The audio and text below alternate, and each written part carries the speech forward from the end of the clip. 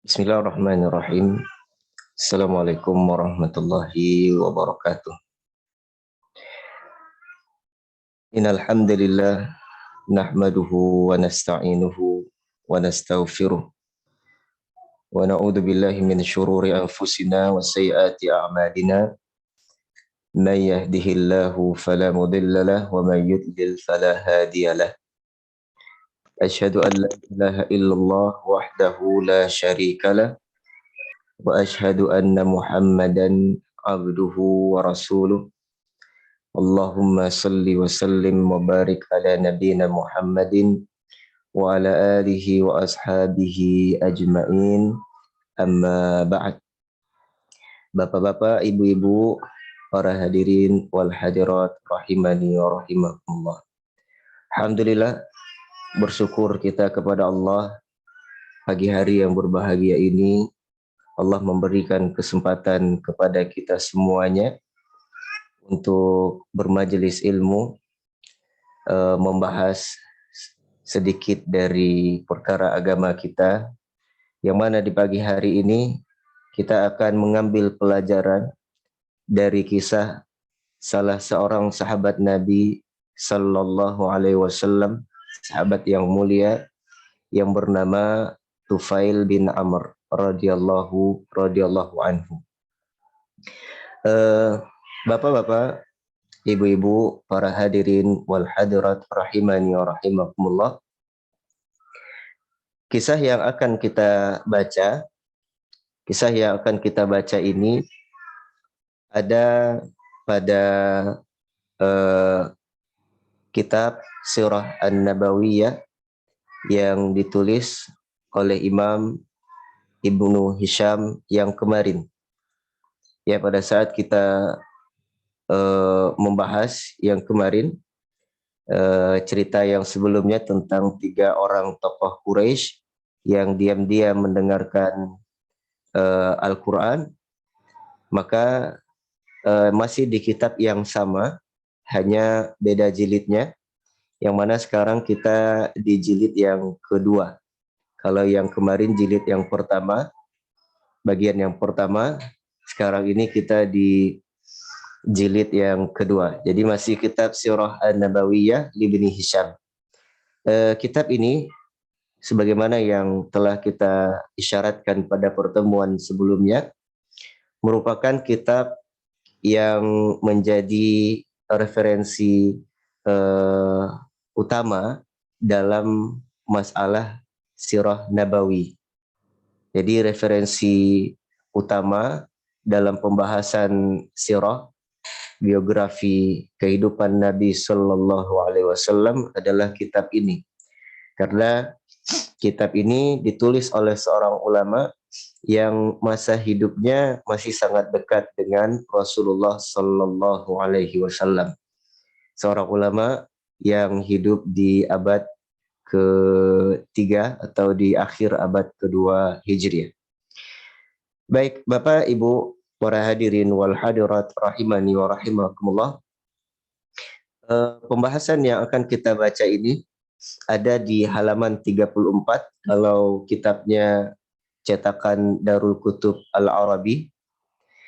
Maka kisahnya itu ada di halaman 34 dari kitab ini. 33 kemudian 34. Baik. Di halaman 33 ini ada sebuah bab yang diberikan judul oleh Imam Ibnu Hisham di sini, yang beliau tulis di sini, Islamut Tufail bin Amr Ad-Dawsi. Islamut Tufail bin Amr Ad-Dawsi. Islamnya Tufail bin Amr Ad-Dawsi. Baik. Bapak Ibu para hadirin wal hadirat rahimani wa rahimakumullah. Sahabat yang akan kita baca kisahnya ini, kisah masuk Islamnya sahabat Tufail bin Amr. Yang mana Tufail bin Amr ini termasuk sahabat yang awal-awal masuk Islam, artinya ketika Rasulullah Sallallahu Alaihi Wasallam masih berada di kota Mekah, dan beliau masih berdakwah di Mekah. Ya, jadi Tufail bin Amr termasuk sahabat yang awal-awal masuk Islam. Nama beliau adalah Tufail bin Amr Ad-Dausi. Ad-Dausi ini adalah nisbat kepada suku beliau. Nisbat kepada suku beliau. Yang mana ini artinya adalah Tufail bin Amr ini berasal dari suku Daus. Jadi namanya adalah kabilah, ya, kabilah Daus. Yang mana kabilah Daus ini mungkin tidak banyak yang tahu di antara kita, merupakan kabilahnya atau sukunya Abu Hurairah radhiyallahu anhu. Jadi Abu Hurairah berasal dari suku Daus ini. Yang mana Abu Hurairah masuk Islam itu melalui tangan Tufail bin Amr. Ya, tentunya dengan hidayah dari Allah, setelah hidayah dari Allah, namun kemudian melalui perantara Tufail bin Amr. Jadi setelah Tufail bin Amr masuk Islam, kemudian dia berdakwah di kampung halamannya, ya, salah satu yang menerima dakwahnya adalah Abu Hurairah radhiyallahu anhu. Abu Hurairah. Baik Bapak Ibu, para hadirin wal hadirat rahimani wa rahimakumullah. Kita mungkin akan lihat sedikit tentang di mana suku Daus ini. Di mana suku Daus ini. Baik, di sini mungkin sudah terlihat di layar Bapak Ibu sekalian ada sebuah peta. Terlihat nggak Bapak Ibu? Jelas tidak? Lihat Ustaz, jelas insyaallah. Jelas ya. Ini adalah peta Jaziratul Arab. Jaziratul Arab yang mana sekarang ini Saudi Arabia, ini Saudi Arabia, Arab Saudi, kemudian di sini Yaman, ini Yaman, daerah Yaman, kemudian di sini Oman, kemudian di sini nanti ada Kuwait, Bahrain, Abu Dhabi, dan Qatar, dan seterusnya. Jadi dahulu ini adalah Jaziratul Arab. Jaziratul Arab. Nah, ini adalah peta kabilah atau kabilah-kabilah yang ada di zaman Rasulullah Sallallahu Alaihi Wasallam. Di sini ada Mekah. Mekah itu di sini. Suku yang menetap di Mekah itu namanya Quraisy. Suku Quraisy. Jadi ini Mekah, sukunya suku Quraisy, kabilahnya. Kemudian di sebelah Mekah itu ada Taif. Taif. Yang mana Taif itu nanti suku yang mendiami daerah itu adalah namanya suku Thaqif dan Hawazin. Ya, suku Thaqif dan Hawazin.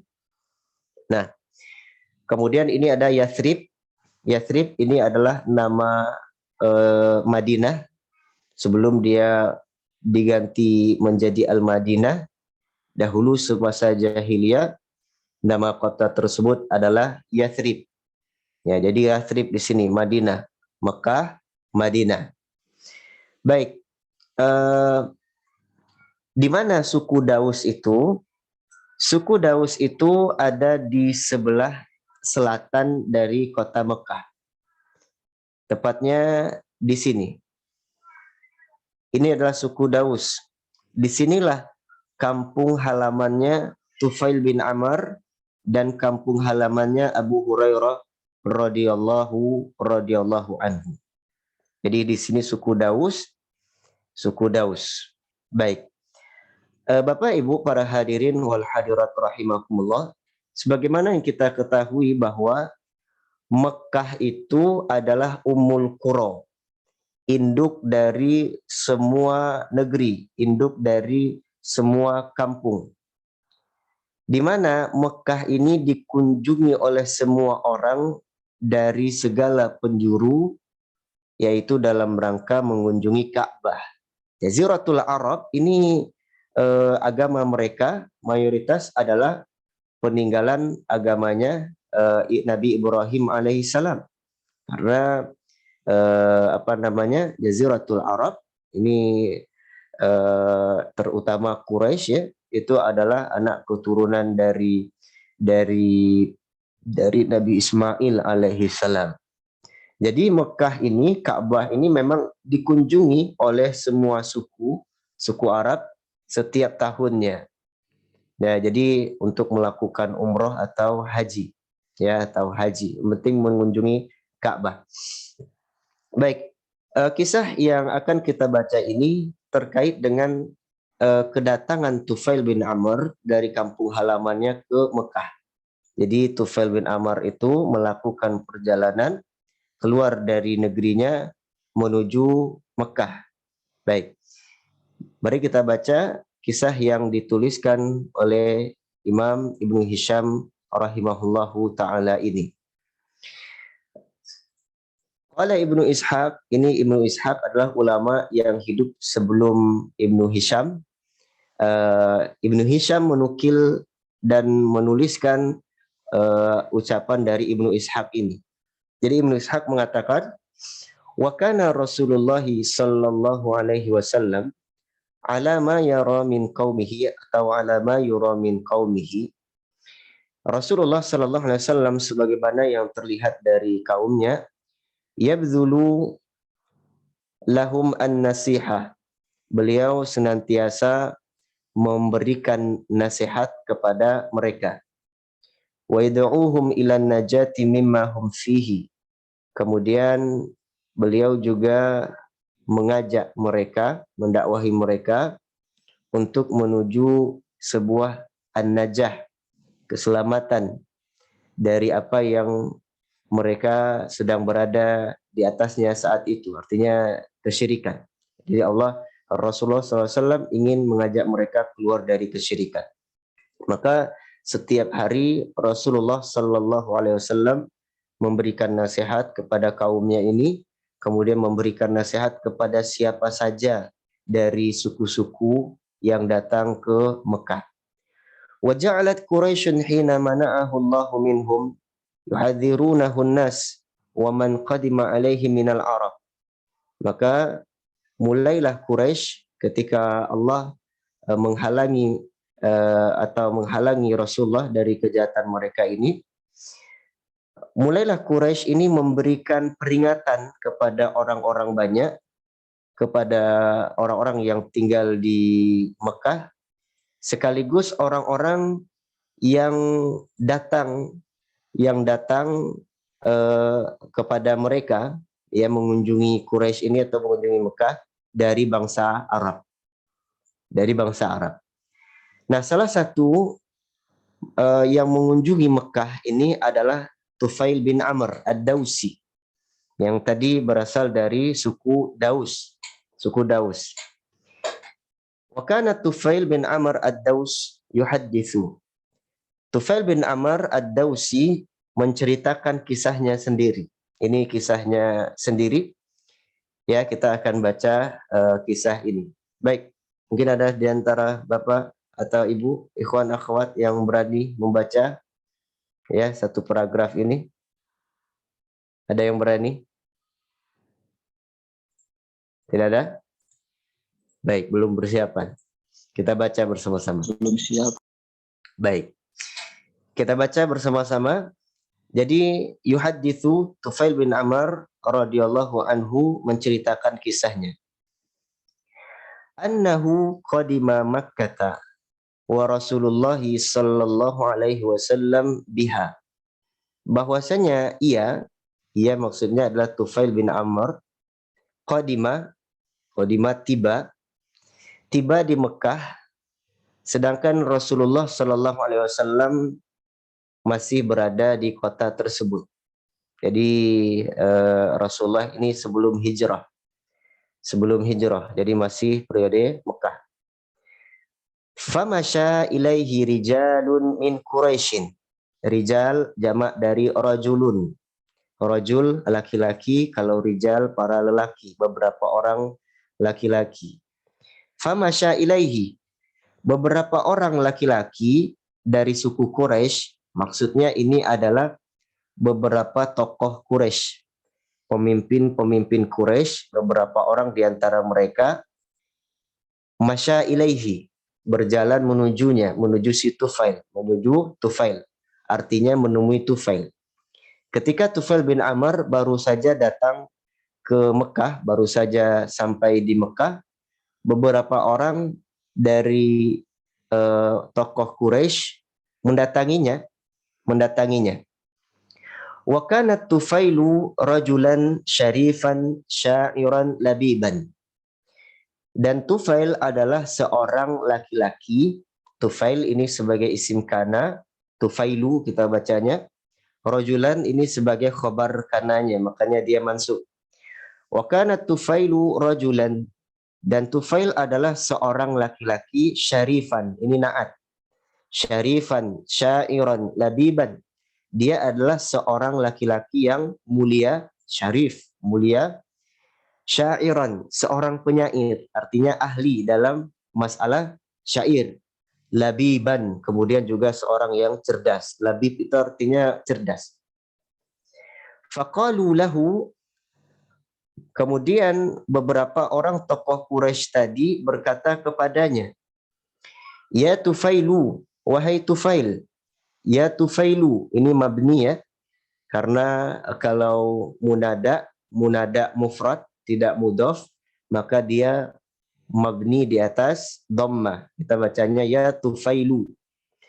Ya Tufailu, hai Tufail, innaka qadimta biladana wa hadha ar-rajulu alladhi baina adhhurina qad a'dala bina. Wahai Tufail, sesungguhnya engkau tiba di negeri kami di Mekah. Wa hadzal rajulul ladzi, sedangkan laki-laki, seorang laki-laki ini satu, alladzi yang baina adhurina, yang berada di tengah-tengah punggung kami, ya, di adhur itu jamak dari dhahrun, ya, berada di punggung kami artinya berada di tengah-tengah kami. Qad a'dala bina, telah membuat runyam urusan kami. Ini maksudnya laki-laki ini adalah Rasulullah Sallallahu Alaihi Wasallam. Jadi kata mereka, wahai Tufail, engkau tiba di negeri kami, sedangkan di negeri kami ini ada seorang laki-laki yang di tengah-tengah kami ini sekarang yang sedang membuat kekacauan, yang sedang membuat runyam urusan kami ini. Wa qad farraqa jama'atina, dia telah memecah belah, farraqa memecah belah, jama'atina. Jama'atina di sini mansub ya, yang belajar bahasa Arab, tapi kita bacanya dengan kasrah karena dia jamak muannas salim, jamak muannas salim. Jadi tanda nasabnya dengan kasrah. Jama'atina, bukan jama'atana. Kata orang ini, kata tokoh Quraisy ini, laki-laki ini, itu Rasulullah maksudnya, telah memecah belah jama'atina, kesatuan kami, ya, persatuan kami. Wasyattata amrona, dia telah membuat berantakan urusan kami. Wa innama qauluhu kasihri, ucapan orang ini seperti sihir. Hu ini kembali ke Nabi Muhammad sallallahu alaihi wasallam. Jadi kata mereka, ucapan laki-laki ini seperti sihir.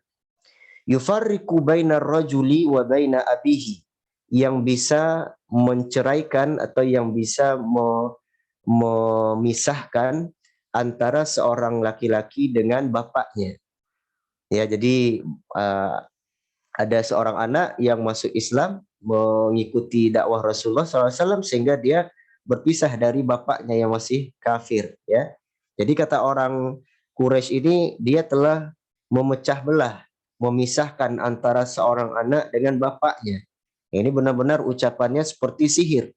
Wa baina rajuli wa baina akhihi, dan ada juga antara seorang laki-laki dengan saudaranya. Jadi saudara, antara saudara sama saudara itu berpisah karena yang satunya masuk Islam. Wa baina rajuli wa baina zaujatihi, dan antara seorang laki-laki dengan istrinya. Jadi ada yang masuk Islam, suaminya, istrinya masih kafir, maka mereka pisah. Nah, jadi kata orang-orang Quraisy ini seperti sihir. Sihir itu kan bisa memisahkan atau membuat berantakan, memisahkan antara seorang anak dan bapaknya, antara saudara dengan saudaranya, antara seorang suami dan istrinya. Kemudian kata mereka, wa inna nakhsha alaika.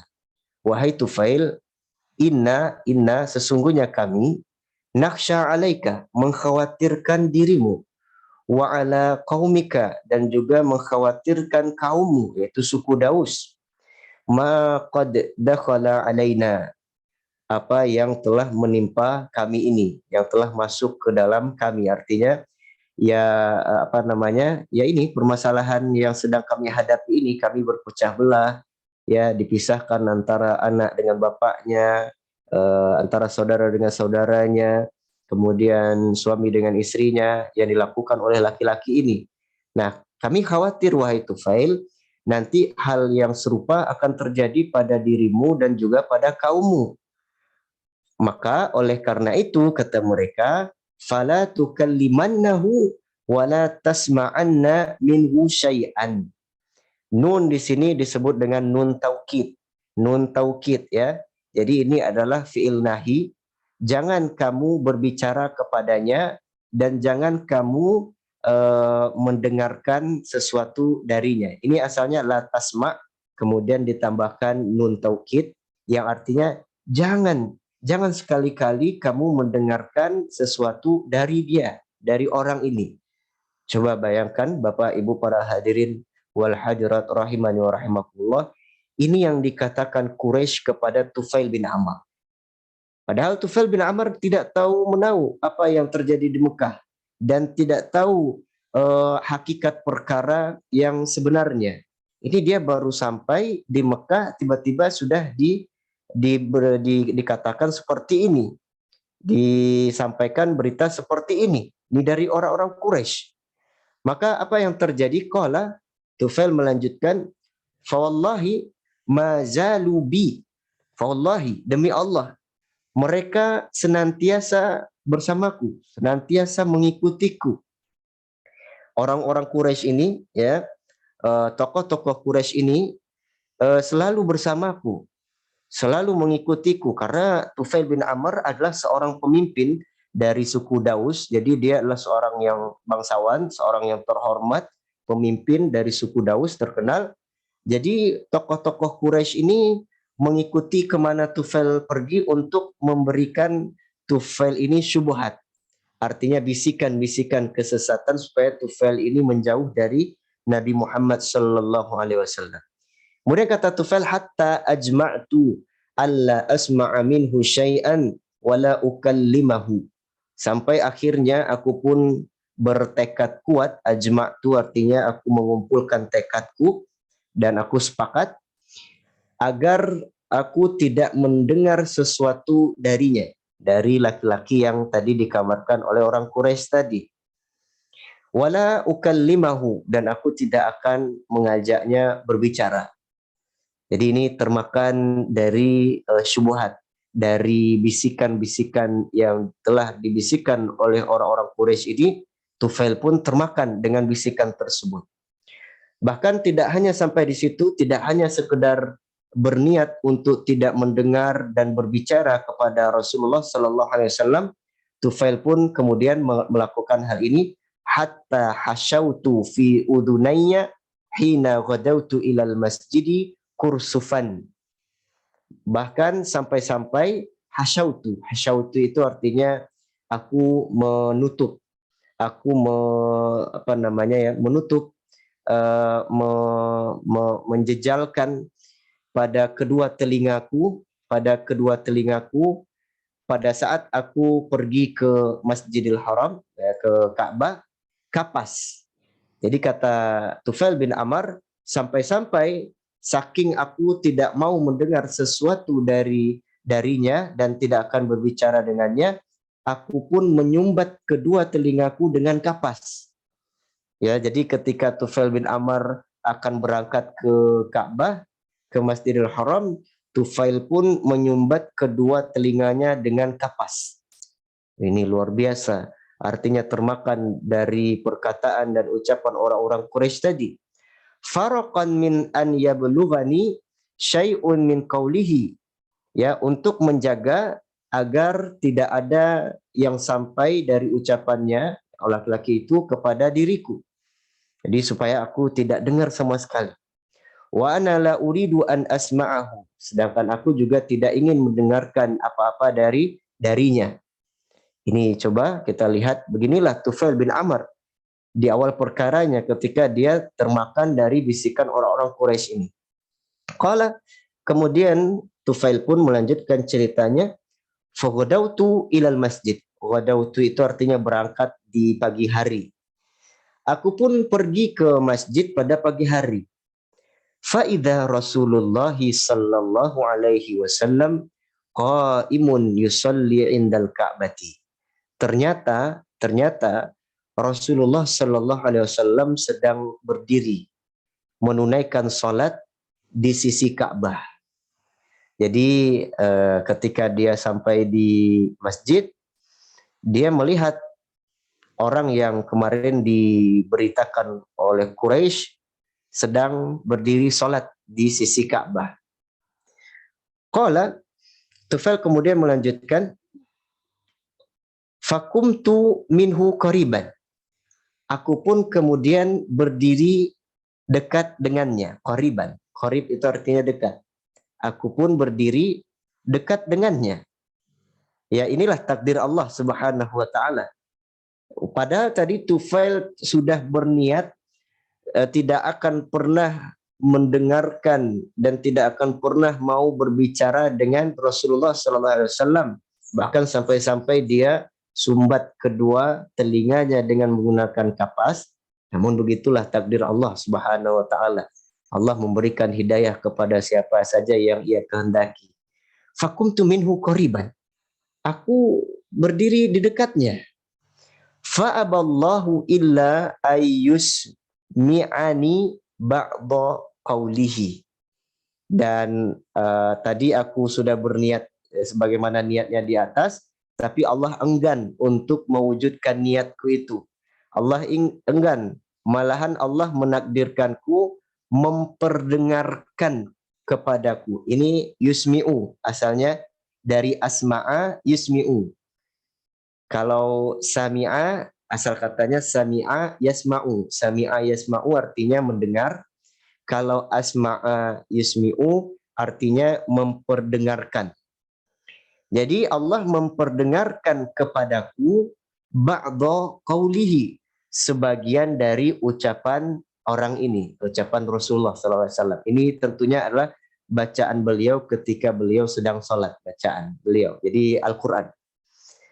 Qala, Tufail pun berkata, fasami'tu kalaman hasanan. Aku pun mendengarkan ucapan yang bagus, baik. Ya, Al-Quran. Ketika Tufail bin Amr mendengarkan bacaan Rasulullah Sallallahu Alaihi Wasallam, Tufail mendengarkan ucapan yang baik. Qala fakultu fi nafsi. Tufail pun mengatakan, aku berkata kepada diriku sendiri. Fakultu fi nafsi. Aku berkata dalam diriku sendiri. Artinya dia berkata di dalam hatinya. Dalam hati dia berkata, wa thukla ummi atau wa takala ummi. Celakalah ibuku, kasihanilah ibuku. Ini adalah sebuah ungkapan yang diucapkan oleh orang Arab ketika menunjukkan penyesalan atau terluput dari sebuah kebaikan. Jadi mereka mengatakan wa thukla ummi, ibuku kehilanganku, gitu maksud letter like-nya demikian. Tapi maknanya adalah kasihan aku, kasihan diriku. Wallahi, demi Allah, inni larajulun labibun syair. Sesungguhnya aku adalah seorang laki-laki yang cerdas dan aku juga adalah seorang yang ahli dalam syair, seorang penyair. Ma yakhfa alayyal hasanu minal qabih, yang tidak samar lagi bagi diriku antara kebaikan dari keburukan. Artinya aku seorang yang berakal. Aku seorang yang bisa menggunakan akalku. Aku bisa membedakan antara mana yang baik, mana yang buruk. Fama yamna'uni an asma'a min hadzal rajul ma yaqulu. Lalu apa yang menghalangiku untuk mendengarkan dari laki-laki ini apa yang dia katakan? Ini masyarul muslimin, Bapak Ibu, para hadirin wal hadirat rahimakumullah. Ini yang dikatakan oleh Tufail dalam hatinya. Bukankah saya ini seorang yang telah diberikan akal oleh Allah Subhanahu wa taala? Lagi pula saya seorang penyair yang paham bahasa Arab dan sastra Arab. Saya bisa membedakan antara mana yang baik, mana yang buruk. Lantas apa yang kemudian menghalangiku dari tidak mendengarkan ucapan laki-laki ini? Nah, fa in kana alladhi ya'ti bihi hasanan qabiltuhu wa in kana qabihan taraktuhu. Kalau seandainya yang aku dengar darinya atau yang datang darinya adalah sebuah kebaikan, aku terima. Wa in kana qabihan taraktuhu. Kalau seandainya yang datang atau yang aku dengar itu adalah sebuah keburukan, ya aku tinggalkan. Karena aku punya akal, aku punya hati untuk memikirkan. Ya, jadi kalau yang dikatakannya itu kebenaran ya kita terima, kalau yang dikatakanlah keburukan ya kita tinggalkan. Nah, makanya kemudian kata Tufail, famakattu hatta sarafa Rasulullah sallallahu alaihi wasallam ila baitihi fattaba'tuhu. Aku pun berdiam diri. Jadi akhirnya setelah berpikir tadi, setelah berkata dalam hatinya, dia pun berdiri menunggu, menetap di sisi Ka'bah, menunggu Rasulullah Sallallahu Alaihi Wasallam sampai Rasulullah Sallallahu Alaihi Wasallam telah pulang ke rumahnya. Fattaba'tuhu, aku pun mengikutinya dari belakang. Jadi Rasulullah sudah selesai salat, Tufail bin Amr pun, Rasulullah pulang ke rumahnya, Tufail bin Amr pun mengikuti Rasulullah dari belakang. Hatta idza dakhala baitahu dakhaltu alaihi. Sampai kemudian Rasulullah sallallahu alaihi wasallam masuk ke rumahnya dan aku pun bertamu, artinya aku pun masuk. Aku minta izin dan menemuinya di rumahnya. Fakultu, aku pun kemudian berkata kepadanya, ya Muhammadu, ya Muhammadu. Ya, tidak boleh ya Muhammadun karena dia mabni di atas dhammah, tidak ditanwin.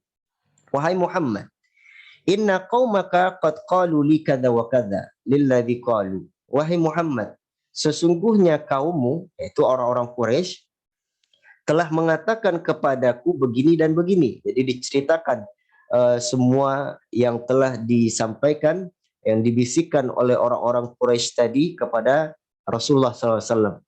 Jadi, wahai Muhammad, sesungguhnya kaummu telah mengatakan kepadaku begini dan begini ya tentang urusanmu. Fawallahi ma barihu yukhawifunani amraka. Demi Allah, mereka senantiasa menakut-nakutiku. Ya, yukhawifunani, menakut-nakutiku. Amroka, terhadap perkaramu, urusanmu, mengenai urusanmu wahai Muhammad. Hatta sadattu udunayya bikursufit. Sampai-sampai aku menutup kedua telingaku dengan kapas, li'alla asma'a qaulaka, agar aku tidak mendengarkan ucapanmu wahai Muhammad. Thumma aballah, tetapi Allah enggan untuk Allah enggan illa ayyusmi'ani qaulaka. Allah enggan. Lalu Allah pun memperdengarkan ucapanmu kepada diriku. Fasami'tuhu qaulan hasanan. Aku pun mendengarkan darimu sebuah ucapan yang baik. Fa'rid alayya amroka. Wahai Muhammad, i'rid itu paparkanlah. Alayya, kepadaku amroka, tentang perkaramu ini wahai Muhammad. Qala, kemudian Tufail bercerita, fa'arada alayya Rasulullah sallallahu alaihi wasallam al-Islam. Lalu Rasulullah sallallahu alaihi wasallam pun memaparkan kepadaku tentang Islam. Jadi dijelaskan tentang agama Islam oleh Rasulullah kepada Tufail, wa tala alayyal Qur'an. Kemudian beliau pun membacakan Al-Qur'an kepadaku. Fala wallahi, demi Allah, ma sami'tu qaulan qattu ahsana minhu. Aku tidak pernah mendengar satu ucapan pun yang lebih bagus darinya, karena Al-Quran. Jadi ketika pertama kali mendengarkan Al-Quran ini, ya, di dalam riwayat yang lain yang dibacakan oleh Rasulullah itu surat Al-Falaq dan surat Al-Ikhlas. Ya, surat Al-Falaq dan surat Al-Ikhlas. Maka kata Tufail bin Amr, aku tidak pernah mendengarkan ucapan yang lebih bagus daripada ucapan ini. Karena Tufail seorang penyair, dia tahu susunan bahasa. Ketika dia pertama kali mendengarkan Al-Quran, dia langsung tahu bahwasanya ini bukan syair, ya. Ini tidak ada syair-syair karya sastra manusia yang sebagus ini. Wala amran a'dal minhu, dan aku tidak pernah mendengarkan sebuah perkara yang lebih adil daripada hal ini. Artinya Al-Quran. Fa aslamtu, akhirnya aku pun masuk Islam. Wa syahadtu syahadatal haq, kemudian aku pun bersyahadat dengan syahadat yang hak. Artinya Tufail bin Amr masuk Islam di hadapan Rasulullah sallallahu alaihi wasallam. Kemudian setelah Tufail bin Amr masuk Islam, kemudian dia berkata, "Ya Nabi Allah, inni mru'un muta'un fi qaumi wa ana raji'un ilaihim wa da'ihim ilal Islam." Wahai Nabi Allah, sesungguhnya aku adalah seorang yang dipatuhi, yang ditaati di kaumku, karena Tufail bin Amr adalah seorang pemimpin. Wa ana raji'un ilaihim, dan aku akan kembali kepada mereka, wa da'ihim ilal Islam, dan akan mengajak mereka untuk memeluk agama Islam. Fad'ullaha ayyaj'ala li ayatan takunu li aunan alaihim fima ad'uhum ilaihi. Wahai Nabi, berdoalah kepada Allah supaya Allah menjadikan kepadaku atau memberikan kepadaku sebuah tanda, yang mana tanda ini nanti akan membantuku dalam mendakwahkan kaumku. Nah, baik, intinya kisahnya masih panjang, silakan nanti dibaca ya. Artinya setelah Tufail bin Amr masuk Islam, lalu dia pun pulang dan mendakwahkan kaumnya, maka yang pertama-tama menerima dakwah Tufail bin Amr ini salah satunya adalah Abu Hurairah radhiyallahu anhu. Jadi Tufail bin Amr ini banyak jasanya, ya, banyak jasanya, karena salah satu yang menjadikan Abu Hurairah radhiyallahu anhu masuk Islam adalah Tufail bin Amr. Lalu dakwahnya Tufail bin Amr. Baik. Bapak Ibu ma'asyiral muslimin rahimani wa rahimakumullah, inilah cerita tentang proses masuk Islamnya Tufail bin Amr radhiyallahu anhu. Dari kisah ini tentu kita sudah bisa mengira-ngira apa saja yang bisa kita ambil pelajarannya dari kisah ini. Namun setidaknya kita bisa melihat bahwasanya atau bisa mengambil pelajaran mungkin ya. Yang pertama tentang bagaimana orang-orang Quraisy atau musuh-musuh Islam ini menghalangi Tufail bin Amr dari agama Islam. Ya. Di sini kita bisa melihat bahwasanya pelajaran yang pertama yang bisa kita ambil yaitu adalah satu, bagusnya makar atau cara orang kafir atau musuh agama, ya, orang kafir dalam menghalangi manusia dari kebenaran.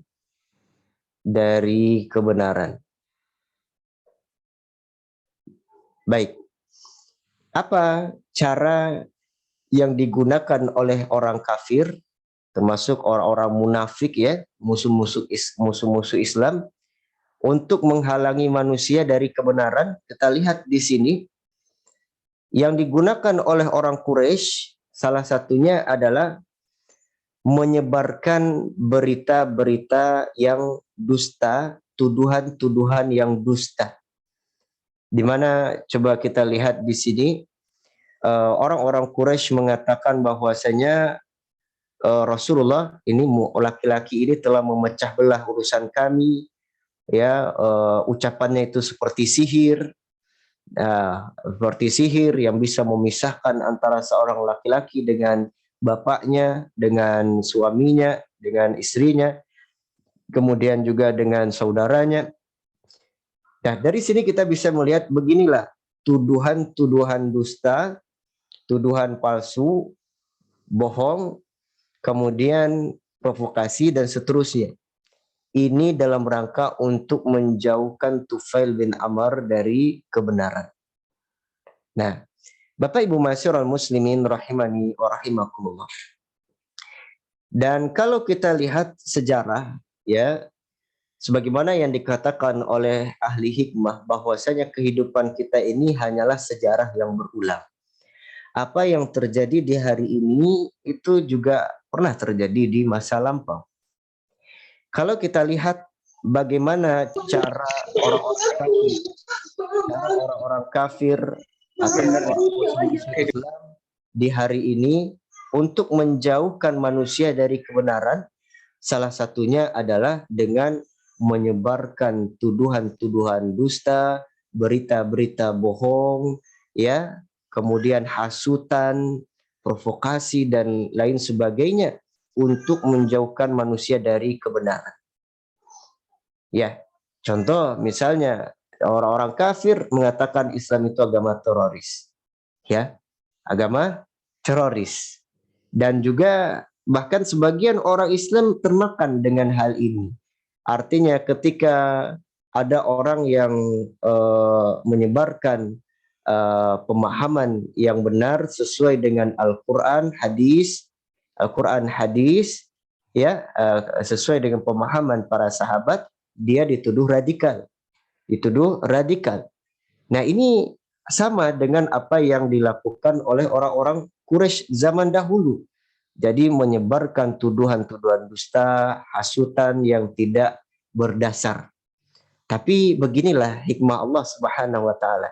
Kita lihat kisah Tufail bin Amr radhiyallahu taala anhu ini, ketika dia dibisikkan dengan berita-berita bohong, berita-berita dusta seperti ini, bukannya dia malah menjauh, tapi Allah Subhanahu wa taala dengan hikmahnya menjadikan Tufail penasaran dengan ucapan Nabi Muhammad SAW. Apakah benar seperti itu? Dan itu kenyataan yang juga kita lihat, ya. Misal kita lihat pada kasus tahun berapa itu yang tentang bom di Amerika itu, di WTC itu. Ketika itu Islam dipojokkan dengan dikatakan bahwa Islam itu agama teroris, agama yang radikal, agama yang suka membunuh. Tapi justru semenjak kejadian itu orang-orang kafir malah penasaran dengan Islam. Mereka penasaran dengan Islam. Akhirnya mereka pun mencari tahu apa itu Islam. Ya kan, kalau kita lihat di sejarahnya, bahwasanya semenjak saat itu justru orang-orang menjadi penasaran dengan agama Islam. Akhirnya mereka pun mendengarkan atau mencari referensi tentang Islam. Akhirnya banyak yang masuk Islam, baik di Amerika sendiri maupun di Eropa. Dan termasuk juga orang-orang Islam yang terpengaruh dengan orang-orang munafik, ya, yang kemudian menuduh sebagian golongan yang mendakwahkan kemurnian Islam, mengajak kepada Al-Quran, hadis sesuai dengan pemahaman salaf, meninggalkan kesyirikan, ya, meninggalkan bid'ah, meninggalkan khurafat, mengajak kepada tauhid dan memurnikan agama. Ini orang-orang ini dituduh dengan orang-orang dengan gelar yang bermacam-macam. Ada yang dituduh dengan pemahaman radikal, ada yang dituduh dengan teroris, ada yang dituduh dengan lain sebagainya. Nah, dan salah satunya diantaranya adalah Wahabi, kan gitu. Wahabi. Ya, jadi dikatakan Wahabi ini begini. Nah, padahal Wahabi tidak seperti itu. Banyak kisah, mungkin ada beberapa referensi yang bisa kita baca terkait hal itu mengenai fitnah Wahabi ini. Di mana fitnah Wahabi ini memang diciptakan untuk menjauhkan manusia dari kemurnian agama, ya. Tapi begitulah hikmah Allah ketika mereka manusia mendengarkan istilah ini, mereka justru penasaran apa itu. Nah, baik. Kemudian yang kedua dari faedah yang bisa kita ambil dari kisah ini adalah wajibnya kita memeriksa berita yang sampai kepada kita. Wajib memeriksa berita. Ini sebagaimana perintah Allah Subhanahu wa taala di dalam Al-Qur'an surah Al-Hujurat ayat yang ke-6. Allah mengatakan, ya ayyuhalladzina amanu in ja'akum fasiqun binaba'in fatabayyanu. Sekalian orang-orang yang beriman, hai sekalian orang-orang yang beriman, jika datang kepadamu orang fasik membawa suatu berita, maka periksalah dengan teliti. Jadi kalau kita mendengar sesuatu terkait, apalagi terkait masalah agama, maka konsep sebagai seorang muslim adalah kita harus cari kejelasan berita tersebut. Jangan langsung kita terima dan jangan pula langsung kita tolak.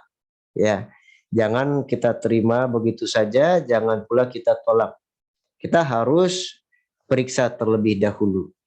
Nah, ini sebagaimana yang kita lihat di kisah Tufail bin Amr radhiyallahu an ketika dia disampaikan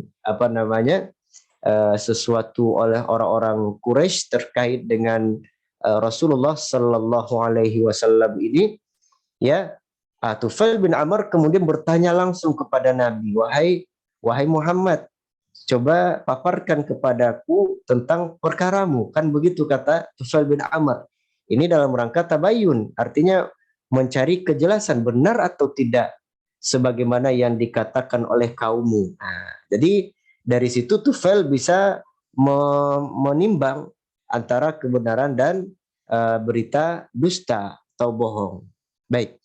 Bapak Ibu Ma'asyiral muslimin rahimani wa rahimakumullah. Nah, di zaman kita ini sifat seperti ini, memeriksa kebenaran, ini harus kita tumbuhkan dalam diri kita, apalagi kita hidup di zaman yang sarana komunikasi media sosial itu sangat berkembang.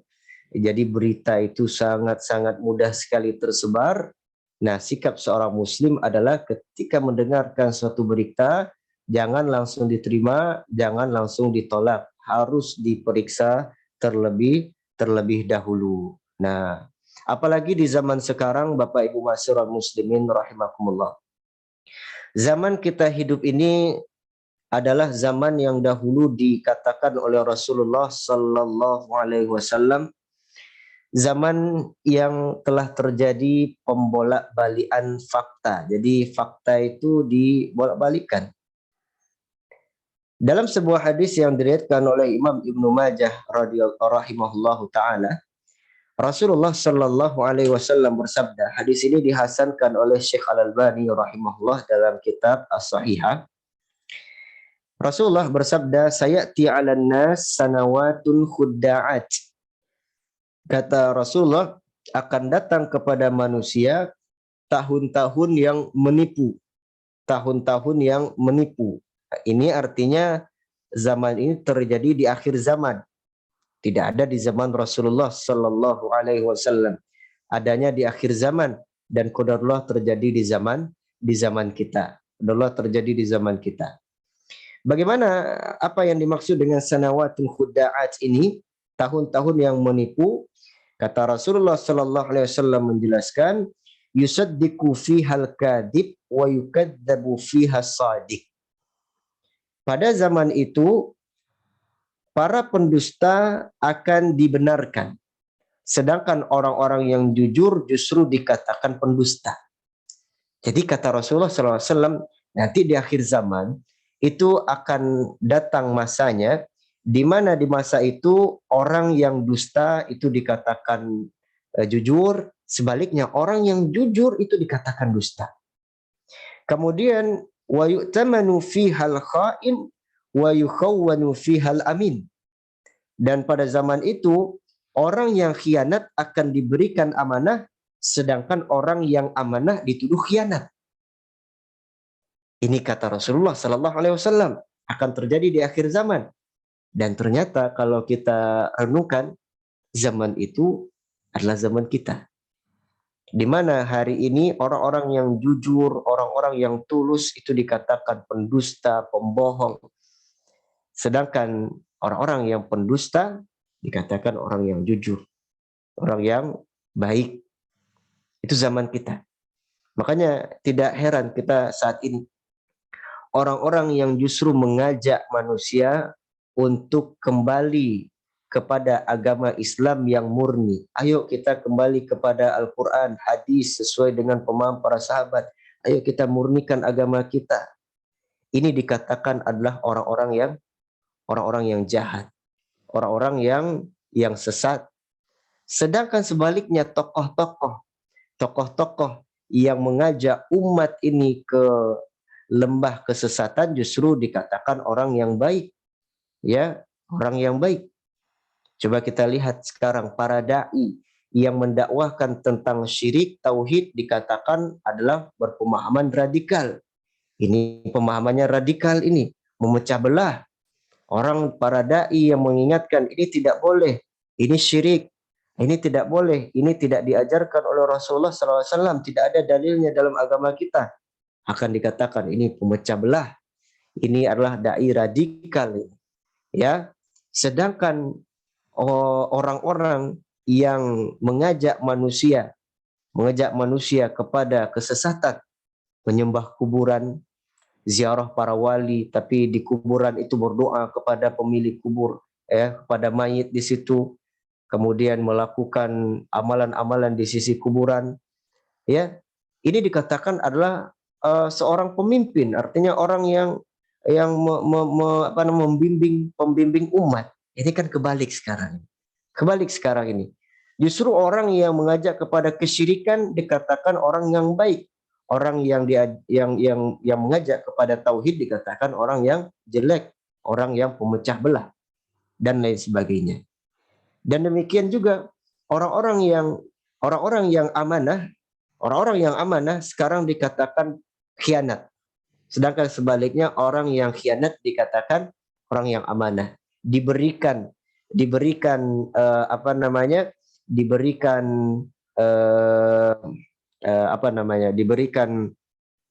tugas-tugas, diberikan amanah, padahal dia adalah seorang yang khianat. Orang yang khianat justru disingkirkan. Nah, itu zaman kita. Makanya kalau kita lihat hadis Rasulullah Sallallahu Alaihi Wasallam ini, kemudian kita bandingkan, kita renungkan dengan kejadian atau dengan zaman kita hari ini, maka kita akan bisa melihat benar Rasulullah Sallallahu Alaihi Wasallam adalah seorang nabi. Rasulullah Sallallahu Alaihi Wasallam adalah seorang nabi, dan beliau apa yang diucapkannya mukjizat pasti terjadi dan terjadi di zaman kita. Semakin menambah keimanan kita kepada Rasulullah Sallallahu Alaihi Wasallam dan semakin membuat kita bersabar. Jadi kita harus memeriksa berita terlebih dahulu, terlebih di zaman kita ini, di mana zamannya ini terjadi pemutarbalikan fakta. Pemutarbalikan fakta. Orang yang dusta dikatakan jujur, orang jujur dikatakan dusta, dan seterusnya. Nah, oleh sebab itulah penting untuk memeriksa kembali setiap berita yang kita dengar.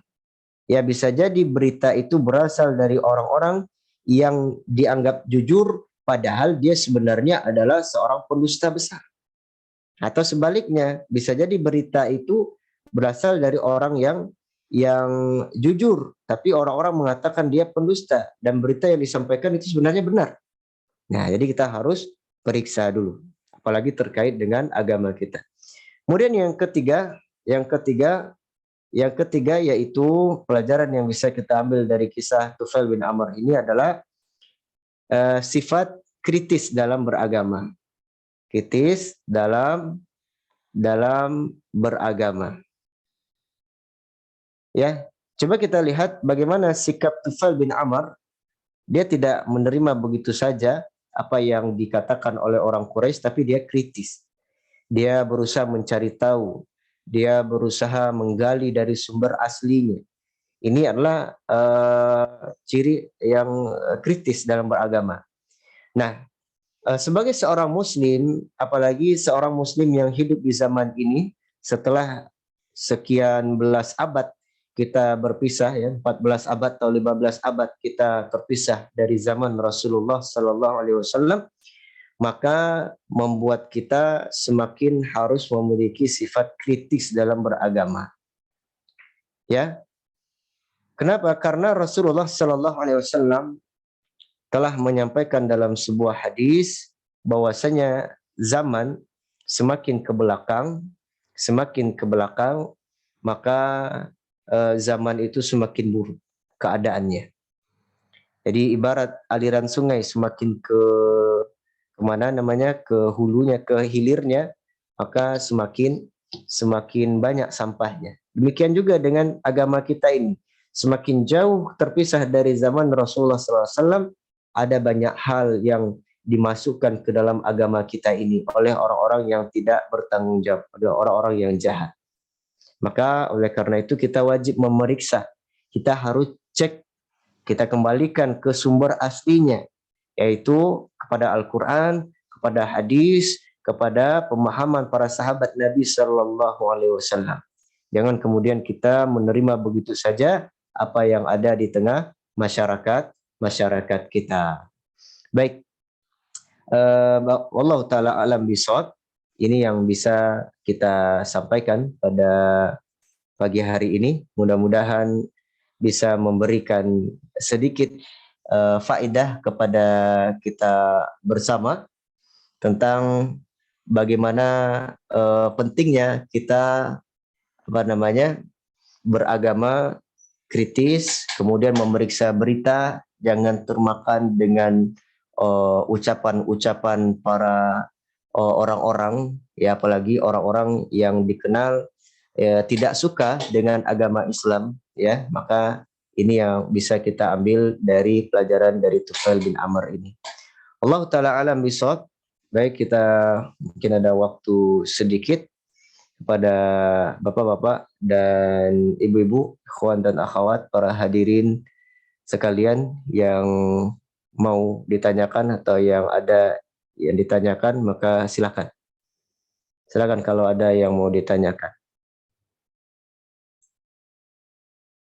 Silakan Bapak. Assalamualaikum warahmatullahi wabarakatuh. Waalaikumsalam warahmatullahi wabarakatuh. Silakan Pak Taufik. Syukron tausiahnya Ustaz. Afwan, silakan Bapak. Ini saya menangkap dua hal ini Ustaz ya. Pertama, kesamaan Ustaz ya. Kesamaan antara kisah Tufail bin Amr ini dengan Salman Al-Farisi. Dalam kesamaannya dalam modal dan kapasitas intelektual, akal yang mumpuni, cukup, kemudian berani untuk menggunakannya.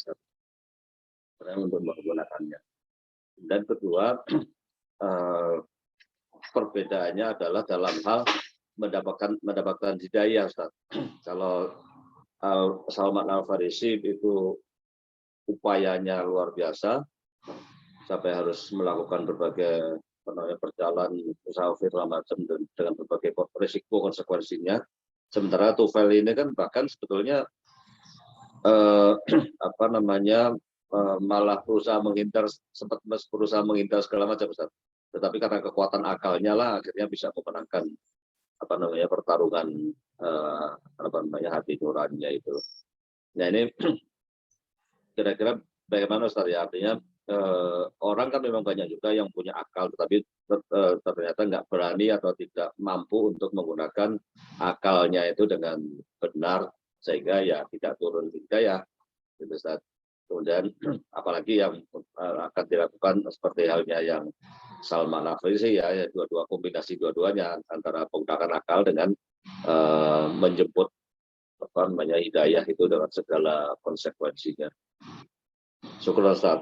Barangkali ada apa nasihat Ustaz. Baik. Bapak, Ibu, para hadirin wal hadirat rahimani wa rahimakumullah.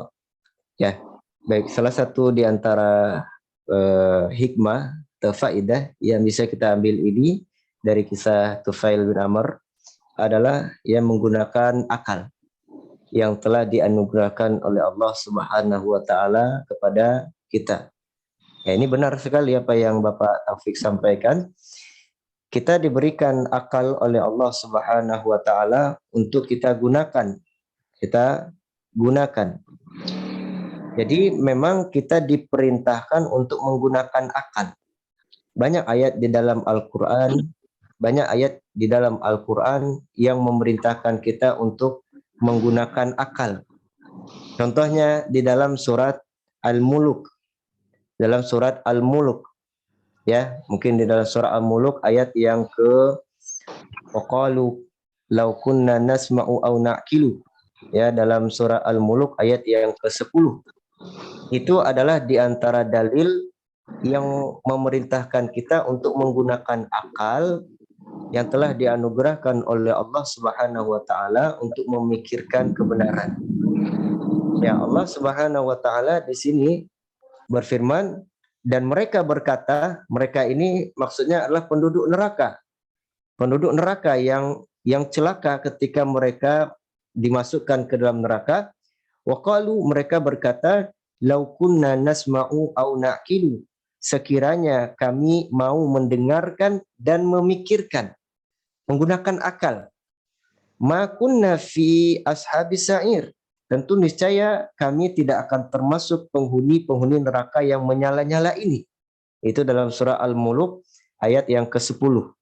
Tentang bagaimana ucapan penyesalan dari penduduk neraka karena selama di dunia mereka tidak mau menggunakan akalnya dan tidak mau mendengarkan telinganya untuk mendengar kebenaran.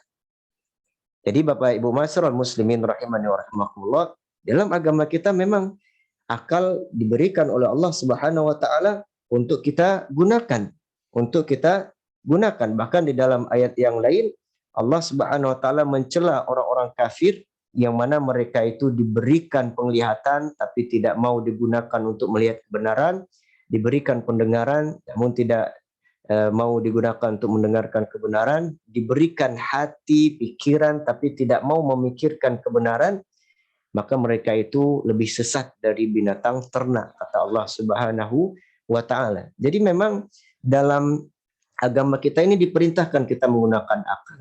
Dan salah satu kunci keselamatan orang hidup di dunia ini ketika dia mau menggunakan akalnya. Bagaimana tadi Tufail bin Amr, dia mengatakan, saya kan punya akal, saya bisa membedakan antara yang baik dan yang benar.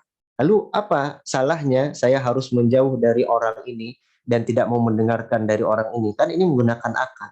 Dan dari sinilah awal dari hidayah Tufail bin Amr. Nah, yang salah atau yang tidak boleh dalam agama kita terkait dengan akal ini adalah ketika akal ini lebih didahulukan daripada wahyu.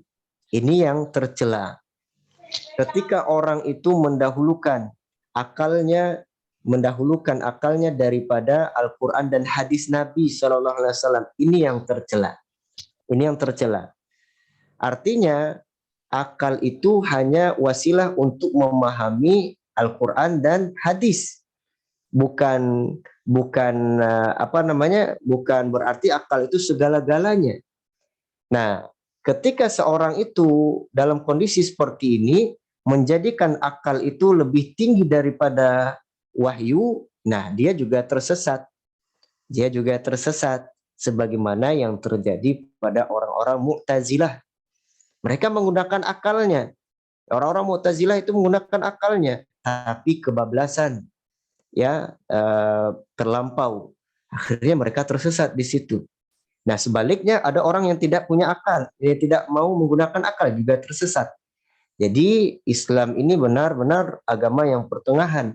Akal itu digunakan pada tempatnya. Akal itu digunakan untuk memahami, merenungkan wahyu yang telah diturunkan oleh Allah Subhanahu wa taala dari langit. Nah, ini kita bisa lihat Tufail bin Amr, kemudian Salman Al-Farisi, dan juga sahabat-sahabat yang lainnya, sahabat-sahabat yang lainnya. Nanti kita akan baca mungkin di kesempatan yang lain bagaimana kisah para sahabat menceritakan masa lalunya ketika mereka masih menyembah berhala. Sampai-sampai mereka mengatakan, dulu kami ini benar-benar bodoh. Dulu masa berhala disembah, yang mana berhala kami dari batu, lalu di perjalanan kami ingin memasak, batunya kurang satu, karena kan tungku itu kan 3 batunya ya. 3 batunya. Jadi ketika ingin memasak kurang batunya satu, kami menggunakan Tuhan kami ini sebagai tumpunya. Ini nanti kita di lain kesempatan akan baca kisah tersebut, bagaimana para sahabat dahulu menyesalkan kenapa dulu kita nggak pakai akal gitu ya, tidak merenungkan dengan akal sehat, kita menyembah berhala yang mana berhala itu terbuat dari batu. Itu banyak sekali. Allah taala alam bisawab. Baik, ada yang ditanyakan lagi dari Bapak, Ibu? Udah Ustaz. Baik, silakan. Begini Ustaz, pada zaman saat ini khususnya di masyarakat kita ya kan kebanyakan masyarakat mungkin patuh terhadap para kiai mungkin ya yang awam itu. Nah padahal untuk mengetahui suatu permasalahan kita harus istilahnya cek dan recheck atau diperiksa kebenarannya. Nah bagaimana kalau masyarakat awam yang taklid pada kiainya, sehingga padahal kan betul tuh kiai tersebut betul tidak salah. Nah kebanyakan seperti itu bagaimana Ustaz? Baik, Bapak dari mana? Siapa dan dari mana? Bapak siapa ini? Pak Joko dari Banjar. Dari Banjar. Baik, Pak Joko. Terkait dengan masalah itu, dalam agama kita sebenarnya kita ini dilarang untuk taklid buta. Taklid buta. Nah, Allah Subhanahu wa taala dalam Al-Qur'an menurunkan ayat untuk mencela orang-orang yang menjadikan rahib-rahib mereka sebagai Tuhan. Ketika salah seorang sahabat yang dahulu dia beragama Kristen Nasrani, mendengarkan ayat ini, maka sahabat ini berkata, kami tidak demikian ya Rasulullah. Orang Kristen, orang Nasrani tidak demikian. Tidak ada orang Nasrani ini yang menyembah pendeta dan rahib-rahib mereka. Tidak ada. Kemudian Rasulullah SAW bertanya, bukankah ketika para pendeta, para rahib ini menghalalkan sesuatu, kalian menghalalkannya. Kemudian ketika mereka mengharamkan sesuatu, kalian juga mengharamkannya. Ya, artinya taklid buta. Dia menghalalkan yang haram, kalian ikuti. Dia mengharamkan yang halal, kalian ikuti. Bukankah demikian? Kata sahabat ini, iya betul demikian. Maka itulah yang dimaksud dengan menyembah mereka. Menjadikan mereka sebagai Tuhan-Tuhan yang disembah. Nah, sahabat ini mengira bahwasanya menyembah rahib-rahib, pendeta-pendeta itu mungkin sujud kepada mereka, ruku, begitu ya. Nah, sedangkan maksud ayat itu adalah ketika seorang itu menjadikan ulama sebagai mengikutinya secara taklid buta,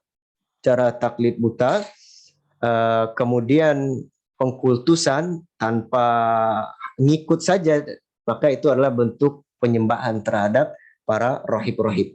Oleh karena itu di dalam agama kita diperintahkan untuk mengikuti Al-Quran dan hadis, bukan mengikuti para ulama.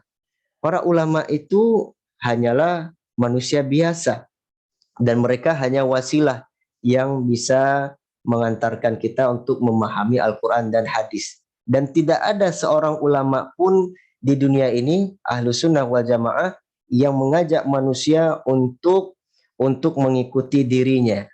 Nah, oleh karena itu, sebagai seorang muslim kita harus tanamkan sebuah konsep di mana dalam beragama kita ini yang kita ikuti adalah dalil. Yang kita ikuti adalah Al-Quran dan hadis Nabi Sallallahu Alaihi Wasallam. Dalil, ya, Al-Quran dan hadis Nabi Sallallahu Alaihi Wasallam. Adapun para ulama ini sebagai perantaranya yang menyambungnya.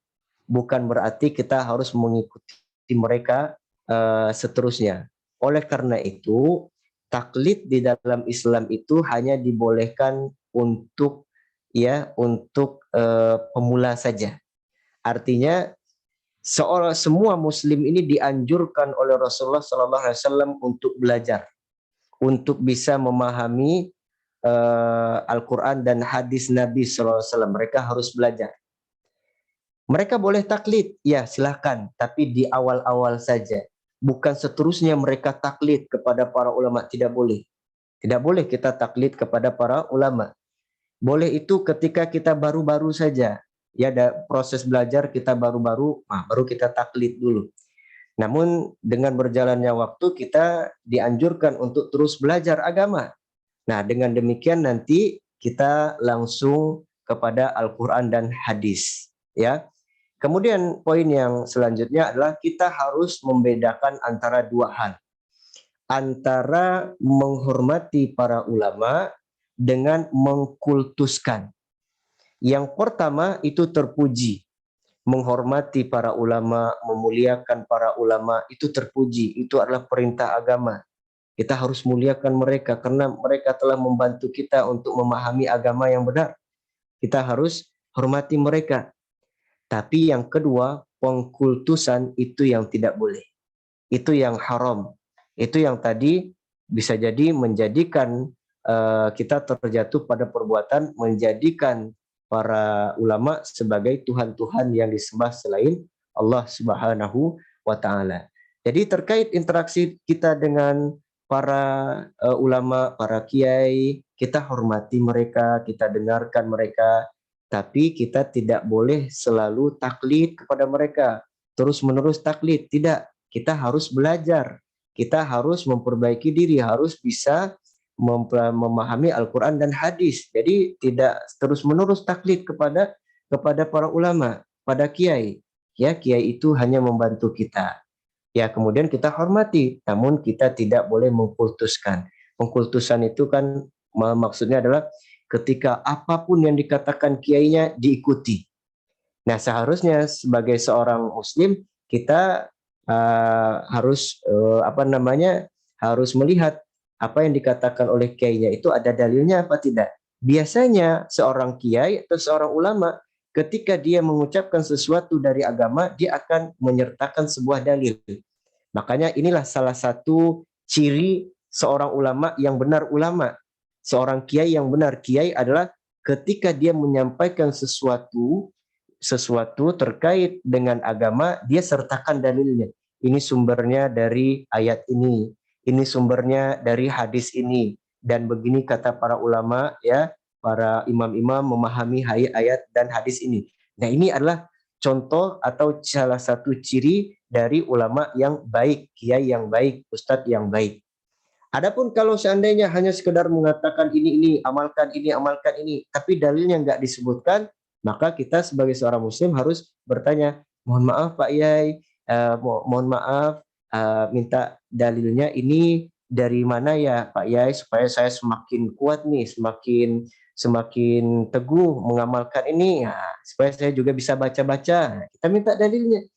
Dan biasanya seorang kiai yang bagus akan menyertakan dalil di setiap ucapannya. Nah, kemudian oleh karena itu tugas kita sebagai seorang muslim mengingatkan muslim yang lainnya bahwasanya di dalam agama kita seorang muslim ini tugasnya belajar.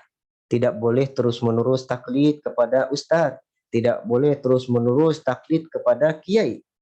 Ya, makanya kan kalau kita anjurkan Bapak, Ibu, ikhwan dan akhwat sekalian belajar bahasa Arab supaya bisa langsung baca kitabnya.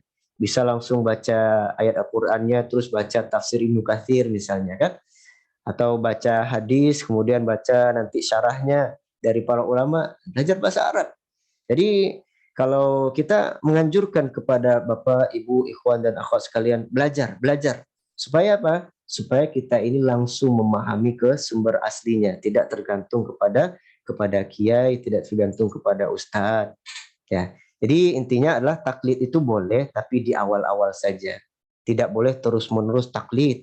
Ya, makanya kita harus terus belajar.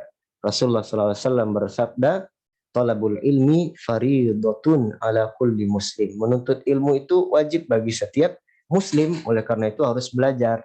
Nah, ini sekaligus dalil yang menunjukkan bahwasanya kita tidak boleh terus-menerus taklid. Termasuk Bapak Ibu sekalian tidak boleh taklid kepada apa yang kita sampaikan hari ini. Makanya Bapak Ibu harus belajar, bisa belajar bahasa Arab supaya bisa langsung baca kitabnya, bisa langsung baca referensi-referensi dalam agama kita ini. Allah Ta'ala alam bisawab. Mungkin kita cukupkan sampai di sini, sudah jam 6.55. Wallahu Ta'ala alam bisawab. Sallallahu wasallama ala nabiyina Muhammadin wa ala alihi wa ashabihi ajma'in. Subhanakallahumma bihamdika asyhadu an la ilaha illa anta astaghfiruka wa atubu ilaik. Oh, tapi mohon maaf sebentar saya lupa. Mungkin kepada Bapak Ibu nanti ada ini ya, kita buatkan soalnya. Ini ada, insya Allah ada hadiahnya dari kita di sini. Ada hadiahnya dari kita di sini. Tugasnya adalah silakan Bapak Ibu tulis rangkuman atau pelajaran yang bisa kita ambil dari Tufail bin Amr, kisah yang kita sampaikan pagi ini. Lalu kemudian setelah Ibu beri rangkuman, buat rangkumannya, dikirimkan ke admin kami. Nomornya sebentar saya bacakan dulu, nomornya mungkin bisa dikirimkan.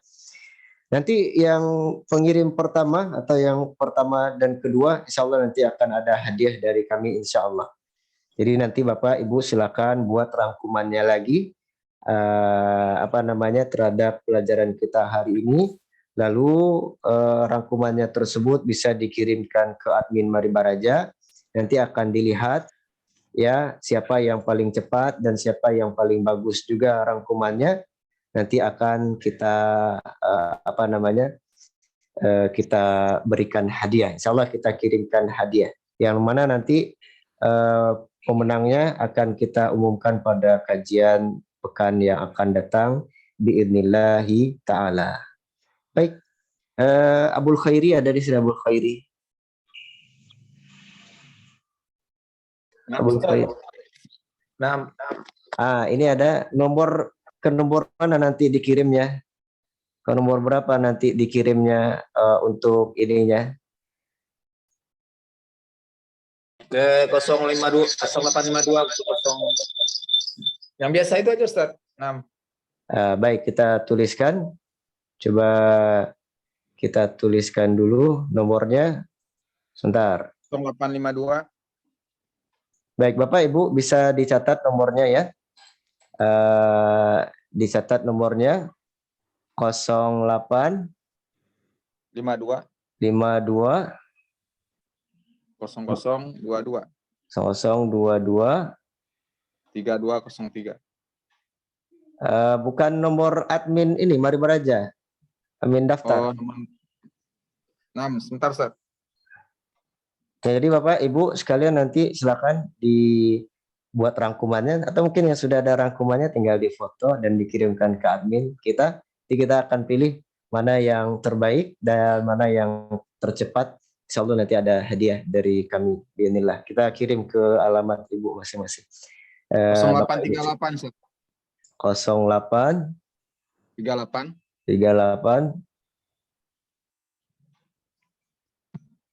9233 9233 0242. 0242. Baik. Silakan Ibu-ibu di screenshot atau dicatat nomor ini. Nanti rangkumannya atau faidah-faidahnya dituliskan dan dikirimkan ke nomor ini via WhatsApp. Insya Allah nanti akan kita pilih beberapa yang terbaik dan yang tercepat. Ada hadiah insyaallah. Baik. Dengan demikian kita cukupkan sampai di sini. Sallallahu wasallama ala nabiyina Muhammadin wa ala alihi wa ashabihi ajma'in. Subhanakallahumma bihamdika asyhadu an la ilaha illa anta astaghfiruka wa atubu ilaik. Assalamualaikum warahmatullahi wabarakatuh. Waalaikumsalam warahmatullahi wabarakatuh.